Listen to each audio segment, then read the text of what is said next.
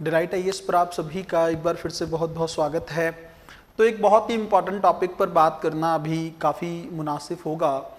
आप लोगों को पता है कि यूपीएससी का मेंस एग्जामिनेशन चल रहा है। अभी उसमें लगभग ऑप्शनल के पेपर अभी बाकी हैं, बाकी लगभग सारे पेपर हो चुके हैं।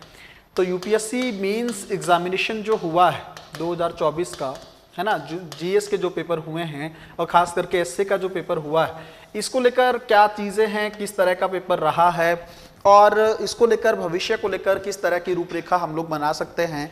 और एक चीज़ मैं और आप लोगों को कहना चाहूँगा कि बहुत ही ज़्यादा जो है सोशल मीडिया पर इस चीज़ को लेकर थोड़ा सा चीज़ें वायरल की जा रही हैं कि पेपर बहुत आसान है, अब यूपीएससी एकदम से चेंज हो चुका है, बहुत सारी चीज़ें हैं ना।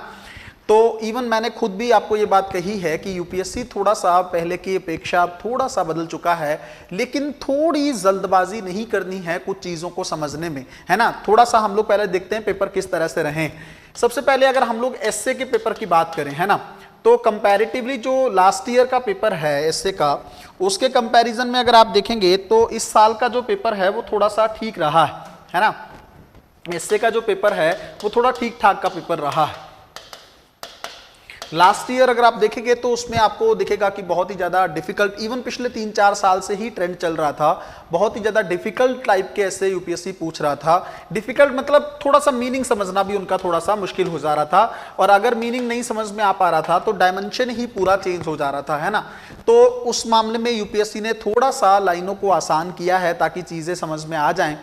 उसके बाद अगर हम लोग देखें जो GS1 का पेपर है, GS2 का पेपर है, इसको लेकर क्या कहानी है, अगर आप देखेंगे तो बेसिक जो टॉपिक यूपीएससी पूछता है ना, उसी टॉपिक्स के आसपास यूपीएससी रहा है।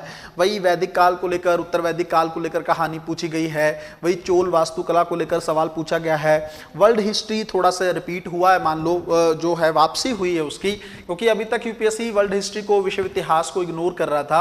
अब 2 सवाल जो हैं, एक औद्योगिक क्रांति इंग्लैंड को लेकर पूछा गया है और एक सवाल जो है वो आप लोगों का पूछा गया है इसको लेकर, फर्स्ट वर्ल्ड वॉर को लेकर, है ना। तो जितने बच्चे मुझसे पढ़ते रहे हैं, मैं बार बार एक चीज बोलता रहा हूं कि अगर वर्ल्ड हिस्ट्री में आपको कुछ पढ़ना है तो फर्स्ट वर्ल्ड वॉर को पढ़ लो, और इवन अगर इकोनॉमी में आपने औद्योगिकरण पढ़ा हो, है ना, मैंने बहुत बार एनसीईआरटी में ये चीज पढ़ाई है, तो इसको लेकर सीधा सवाल ही पूछा है कि किस तरीके से जो इंग्लैंड में औद्योगिक क्रांति हुई थी उसने भारत में जो हस्तशिल्प था उसका किस तरह से पतन कर दिया, है ना। मुझे लगता है इतना ज्यादा डिटेल में हम ये सारे टॉपिक्स पढ़ चुके हैं। सिंपल सवाल थे। अगर हम लोग इकोनॉमी में देखें, वही समावेशी वृद्धि पूछा गया है। अगर हम पॉलिटी की बात करें, वही न्यायपालिका की शक्ति को लेकर, पीआईएल को लेकर सवाल पूछा गया है, लोक अदालत को लेकर सवाल पूछा गया है, एक राष्ट्र एक चुनाव को लेकर सवाल पूछा गया है। इसका मतलब यह है, एक चीज सबसे पहले समझिएगा, सवाल पूछने का ढंग थोड़ा सा यूपीएससी का आसान रहा है पिछले 2-3 सालों में। पेपर 2 में थोड़ा सा, जीएस का पेपर 2 जो है उसको लेकर कुछ लोग कह रहे हैं कि हाँ यूपीएससी ने थोड़ा बड़े सवाल पूछे हैं, 2-2, 3-3 लाइन के, और थोड़ा सा डिफिकल्ट पेपर भी रखा है। अब देखो इतना ज्यादा तो आप उम्मीद नहीं कर सकते ना, थोड़ा बहुत कोई किसी ना किसी पेपर में तो लेवल यूपीएससी रखता ही है। इवन पेपर 2 को लेकर, जीएस पेपर 2 जो है पॉलिटी वाला, गवर्नेंस वाला, उसमें थोड़ा सा लेवल हमेशा से ही यूपीएससी का अपर रहता है, इसमें कोई नया बदलाव नहीं है ये, है ना। तो एक चीज तो ये, दूसरी चीज ये है मैं जो आपको कहना चाहूंगा वो ये है कि करंट अफेयर की रेलेवेंस बहुत ज्यादा है। मैंने कितनी बार आप लोगों को बोला है कि कुछ लोग कहते हैं सर प्रीलिम्स में सवाल करंट अफेयर के आते नहीं हैं। एक तो 2024 में जो प्रीलिम्स हुआ है उसमें करंट अफेयर के काफी सारे सवाल पूछे गए हैं, और दूसरा मैं बार बार आप लोगों को एक चीज कहता रहता हूं कि करंट अफेयर मेंस एग्जामिनेशन के लिए बहुत ज्यादा इंपॉर्टेंट है। तो जिन बच्चों ने लगातार 1-1.5-2 साल करंट अफेयर पढ़ा है, इवन मेरी क्लासेस भी की हैं, वो सीधे सवाल उसमें आपको देखने को मिल रहे थे मेंस एग्जामिनेशन में। चाहे वो इंडियन सोसाइटी की बात हो, भारतीय समाज को लेकर बात हो, चाहे वो राजनीति पॉलिटी को लेकर सवाल हो, आईआर तो पूरा ही सेम एज इट इज ही पढ़ा हुआ मिला है, इकोनॉमी को लेकर अगर चीजें हैं, सब चीजें आपको सीधे करंट अफेयर से देखने को मिलती हैं। एक डिस्कशन, एक एनालिटिकल पॉइंट ऑफ व्यू जो आपका बनता है वो करंट अफेयर से ही तैयार होता है। अब सबसे पहली चीज तो ये कि ठीक है पेपर आसान है, और आसान का मतलब ये होता है कि हम लोग उसको डील कर सकते हैं, है ना। कोई भी बच्चा अगर थोड़े अच्छे लेवल की तैयारी किया हुआ है तो उस पेपर को डील कर सकता है। तो फिर मुश्किल कहाँ पे है, कौन सी ऐसी चीज है जिसके बारे में मुझे लगता है कि जल्दबाजी अभी नहीं करनी चाहिए। ध्यान से एक चीज आप अपने आप से पूछो, है ना, पेपर अगर कठिन रहता है ना, पेपर कठिन रहता है तो वो ज्यादा फायदेमंद है। आप कहोगे सर ये क्या बात हुई, मतलब ये तो हम लोग नहीं चाहते, पेपर आसान होना चाहिए। ऐसा नहीं है, आप समझो इस चीज को, प्रैक्टिकली सोच के देखो। अगर पेपर डिफिकल्ट रहेगा ना तो थोड़ा सा एक तो कट ऑफ को लेकर भी चीजें उस तरह से रहती हैं, और साथ में ये भी होता है कि कुछ लोग उस तरह के सवाल को डील नहीं कर पाते हैं, और अगर आपने बहुत बेहतर तैयारी कर रखी है तो आप उसमें उस सवाल को डील कर पाओगे। इसका मतलब अगर कठिन रहता है तो एक तो कट ऑफ कम जाती है ना, एक तो इस चीज समझनी होगी हमें। दूसरा एक चीज हमें यह भी समझनी होगी कि अगर पेपर कठिन होगा तो जिन बच्चों ने सीरियसली गंभीरता के साथ कुछ एक्स्ट्रा वर्क किया होगा उनको ज्यादा अच्छे नंबर मिलने की संभावना रहेगी, एक चीज ये।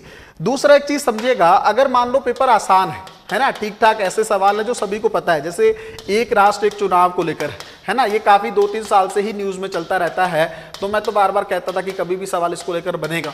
तो एक राष्ट्र एक चुनाव को लेकर मान लो चीजें, है ना। अब इसका पक्ष और विपक्ष मैक्सिमम लोगों को पता ही होगा। आप सब लोग इस सवाल को डील कर सकते हैं, लेकिन बात यह है ऐसे सवालों में आप अलग क्या करेंगे, ये चीज यूपीएससी के मेंस एग्जामिनेशन को आप थोड़ा डिफिकल्ट बना रही। मैं फिर से दोहरा रहा हूं, आप इस चीज को ध्यान से समझिएगा। अगर ऐसा एक सवाल है जिसको सब लोग डील कर सकते हैं, आपके पास भी वही पॉइंट हैं, सामने वाले के पास भी वही पॉइंट हैं, तो आप अपने आंसर को बाकियों से अलग कैसे बनाएंगे, ये चीज यूपीएससी के मेंस एग्जामिनेशन को बाकी चीजों की वजह से डिफिकल्ट बना देती है। थोड़ा सा समझिएगा इस चीज को। इसका मतलब यह है कि आसान कुछ नहीं है, पेपर दिखने में आसान है, बट अगर आपको मार्क्स लेने हैं तो आपको अलग से काम करना होगा। आपकी इंट्रोडक्शन बाकियों से अलग होनी चाहिए, आपका कंक्लूजन बहुत अच्छा होना चाहिए, कंक्लूजन में कुछ ऐसी चीजें यूज की हो आपने, इवन आप लोग जो भी आंसर लिख रहे हो उसके अंदर आपने जो फैक्ट्स यूज किए हो, है ना, जो फैक्ट्स आप यूज कर रहे हो वो बहुत अच्छे हों, बहुत अच्छे से आपने फैक्ट यूज किए हैं, या फिर आपने बाकियों का कोटेशन जो है, जैसे मान लो पीएम ने कोई बात बोली है, या भारत के मुख्य न्यायाधीश की कोई बात है, भारत के राष्ट्रपति की कोई बात है, यूनाइटेड नेशन जो है संयुक्त राष्ट्र के महासचिव, उनका कोई कोटेशन आप ऐड कर रहे हो, जब तक आप बाकियों से कुछ अलग नहीं करोगे तो आपको बाकियों से बेहतर नंबर, बेहतर मार्क्स नहीं मिलेंगे। तो मैं इसलिए कह रहा था कि पेपर डिफिकल्ट रहे ना मेंस में, थोड़ा सा उसका फायदा होता है, कुछ लोग क्वेश्चन अटेम्प्ट नहीं कर पाते हैं, आपकी अगर तैयारी अच्छी होगी तो आप बेटर रहोगे।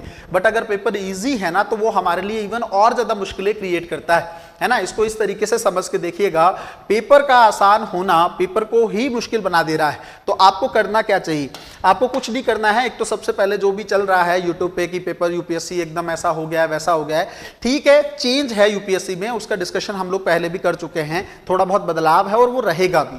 क्यों? क्योंकि यूपीएससी की आलोचना बहुत ज्यादा देखने को मिल रही थी, है ना। उसको चलते यूपीएससी ने एक ठीक ठाक पेपर कर दिया है, ताकि लोगों का, बच्चों का जो करियर है वो खराब नहीं होना चाहिए। कई कई साल जो है इसी चीज में निकल जा रहे थे, अब थोड़ा वो चीज नहीं होगी। सीसेट को लेकर चीजें आसान हैं, जीएस को लेकर चीजें थोड़ा सा बेटर की हैं, बट मेंस एग्जामिनेशन जो है वो पहले की तरह ही डिफिकल्ट है। इस चीज को आप लोग समझो, आपको अलग से थोड़ा कॉन्सेप्ट पे काम करना होगा, अलग से करंट अफेयर के नोट्स करेक्टली बनाने होंगे, अलग से आपको इंट्रोडक्शन कंक्लूजन तैयार करना होगा, अलग से आपको एक फैक्ट डायरी बनानी होगी, अलग से ऐसे के कोटेशन का काम करना होगा, तब जाके चीजें बेटर हो पाएंगी, वरना आपको मेंस एग्जामिनेशन में प्रॉब्लम देखने को मिलती रहेगी। तो मेरा मानना है कि थोड़ा पेपर पूछने का नजरिया जो है वो आसान जरूर है, लेकिन पेपर को अटेम्प्ट करना आज भी डिफिकल्ट बना हुआ है। तो आप लोग इस चीज पे विचार करके ही अगले साल की तैयारी को स्टार्ट करिएगा और बहुत अच्छी दिशा में रखिएगा।